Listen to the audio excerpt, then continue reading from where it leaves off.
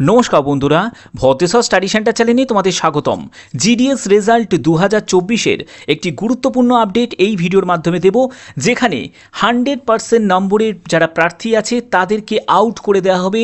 যারা 50% 60%-এর জেনুইন যারা ক্যান্ডিডেট আছে তারা ডিভির জন্য ডাক পাবে। যেখানে তোমাদের 23,000 মতো পদ এখনও পর্যন্ত খালি পড়ে আছে, যেটা তোমাদের সেকেন্ড লিস্টের মধ্যেই সেই রিফ্লেক্টটা তোমরা দেখতে পাবে। তার জন্যই বলছি প্রতিটি তথ্য কিন্তু খুব গুরুত্বপূর্ণ, তার জন্য স্টেপ বাই স্টেপ দেখো, কমপ্লিট ইনফরমেশন তোমরা এই ভিডিওর মাধ্যমে জানতে পারবে। আর একটা কথা বলে রাখি, যারা যারা তোমরা জিডিএসে অ্যাপ্লাই করেছো এবং যারা সেকেন্ড লিস্টের জন্য যারা ওয়েট করছো, তারা অবশ্যই কিন্তু তোমরা মাধ্যমিকে কত পার্সেন্ট নাম্বার পেয়েছো সেটাও কিন্তু উল্লেখ করবে, এবং তোমরা কোন ডিভিশনে অ্যাপ্লাই করেছো সেটাও কিন্তু কমেন্টে উল্লেখ করবে। তো চলো মূল ভিডিওতে চলে যাচ্ছি।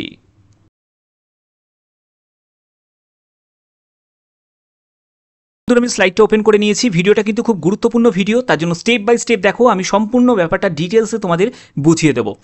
তো এখানে তোমাদের যে ফার্স্ট লিস্ট যে ডিক্লেয়ার্ড হয়েছে সেটা 19শে আগস্ট। কোন কোন স্টেটগুলো ডিক্লেয়ার্ড হয়েছে?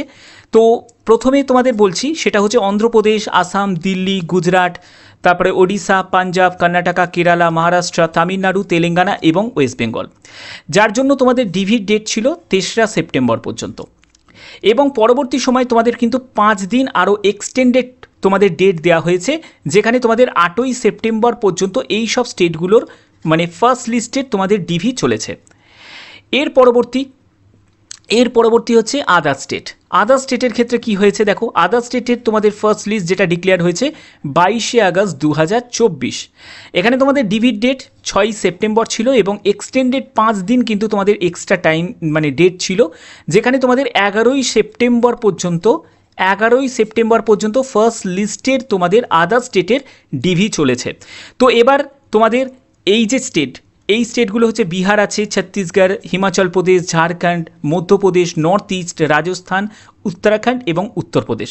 অর্থাৎ 11ই সেপ্টেম্বর অর্থাৎ আজকের ডেট পর্যন্তই তোমাদের কিন্তু এই লাস্ট ডেট ছিল যে ফার্স্ট লিস্টের এই সব স্টেটগুলোর। এবার এর মধ্যে দুটো স্টেটের কিন্তু এখনও পর্যন্ত কোনো ফার্স্ট লিস্টের কোনো রেজাল্টের কোনো কিছু প্রকাশিত হয়নি। এবার তোমাদের মেন টপিকে ফিরে আসছি। মেন টপিক হচ্ছে যে জিডিএস রিক্রুটমেন্ট 2024-এ তোমাদের যে টোটাল শূন্যপদ সেটা 44,228। 62 লক্ষ ক্যান্ডিডেট তারা অনলাইন আবেদন করেছে। কতজন ক্যান্ডিডেট আবেদন করেছে? টোটাল 62 লক্ষ কিন্তু ক্যান্ডিডেট অ্যাপ্লাই করেছে, অনলাইন ফর্ম ফিল আপ করেছে। এবার এর মধ্যে যে তোমাদের যে ফার্স্ট লিস্ট যেটা প্রকাশিত হয়েছে, এই ফার্স্ট লিস্টের মধ্যে কিন্তু জেনুইন ক্যান্ডিডেটও ঢুকে আছে, আবার ফেক ক্যান্ডিডেটও ঢুকে আছে। এবার দেখো ফেক ক্যান্ডিডেট তোমরা কিভাবে বুঝতে পারছো? অনেকে দেখবে 100%, আমি বলছি না যে সবাই 100% যারা যারা বসিয়েছে প্রত্যেকেই ফেক, এটা নাও হতে পারে। 99% যারা বসিয়েছে তারা প্রত্যেকে ফেক, এটা নাও হতে পারে। কিন্তু তার মধ্যে কিন্তু ম্যাক্সিমামও কিন্তু আছে যে যারা ফেক ক্যান্ডিডেটও কিন্তু এর মধ্যে আছে, এবং কিছু হয়তো জেনুইন ক্যান্ডিডেটও আছে।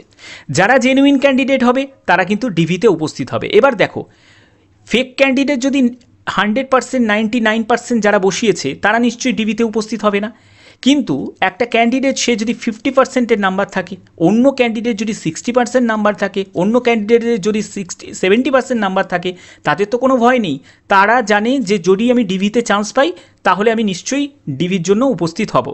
তো এটাই হচ্ছে মেন ব্যাপার। আমি এটাই তোমাদের বোঝাতে চাইছি যে কাট আপ যখন কম যাবে তখন কিন্তু যারা জেনুইন ক্যান্ডিডেট তারাই কিন্তু উপস্থিত হবে। এবার এর মধ্যে থেকে যদি জেনুইন ক্যান্ডিডেট যারা যারা ফার্স্ট লিস্টে চান্স পেয়েছে এবং ডিভির জন্য উপস্থিত হয়েছে, সেরকম ক্যান্ডিডেট প্রায় 21,000 মতো কিন্তু তোমাদের সেই রকম ক্যান্ডিডেট কিন্তু অ্যাটেন্ড হয়েছে, এবং তারা কিন্তু জেনুইন ক্যান্ডিডেট, তারা তোমাদের ফাইনাল মেরিটে কিন্তু জায়গা তৈরি করে নেবে। ঠিক আছে, এবার পড়ে থাকে কতজন ক্যান্ডিডেট? 23,228 জন মতো ক্যান্ডিডেট এবার অবশিষ্ট থাকে। এবার এই 23,228 মানে 50% মতো তোমাদের ক্যান্ডিডেট যারা আছে তারা কিন্তু পরবর্তী লিস্টগুলোতে এবার জায়গা তৈরি করতে পারবে। তার জন্যই প্রত্যেকটা লিস্ট কিন্তু খুব গুরুত্বপূর্ণ। ফার্স্ট লিস্টে যার নাম নেই তারা কিন্তু ডিসঅ্যাপয়েন্ট হও না, তোমাদের সেকেন্ড লিস্টে কিন্তু একটা চান্স কিন্তু থাকবে। সেকেন্ড লিস্টে যাদের চান্স থাকবে না তাদের থার্ড লিস্ট, তারপরে fourth list, fifth list, six list. অর্থাৎ এই লিস্টগুলো কিন্তু খুব গুরুত্বপূর্ণ।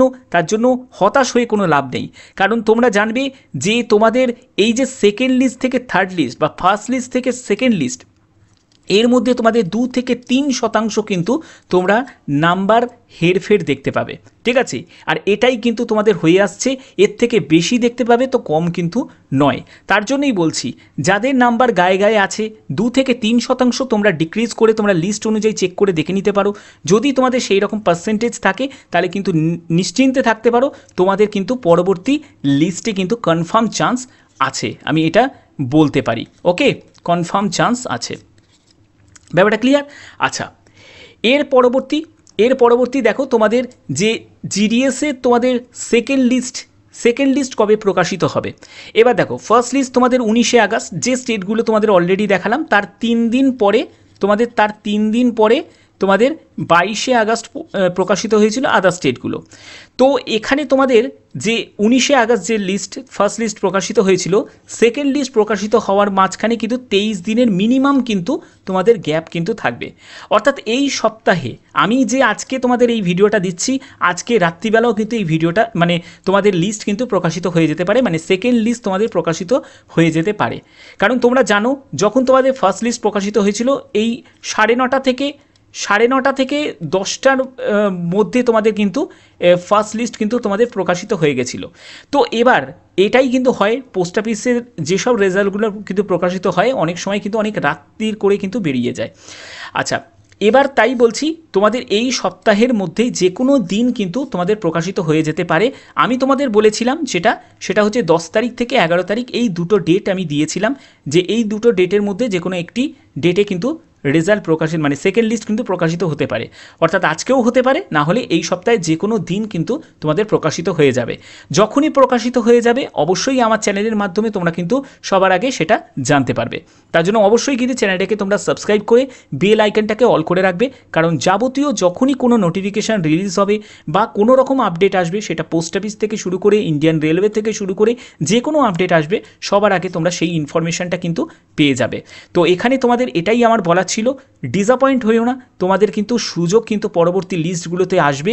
তাই বলছি হতাশ হয়ে কোনো লাভ নেই, তোমরা শুধু তোমাদের পড়াশোনার ওপর ফোকাস করো এবং এখানে জিডিএসে যা হচ্ছে তা হবে।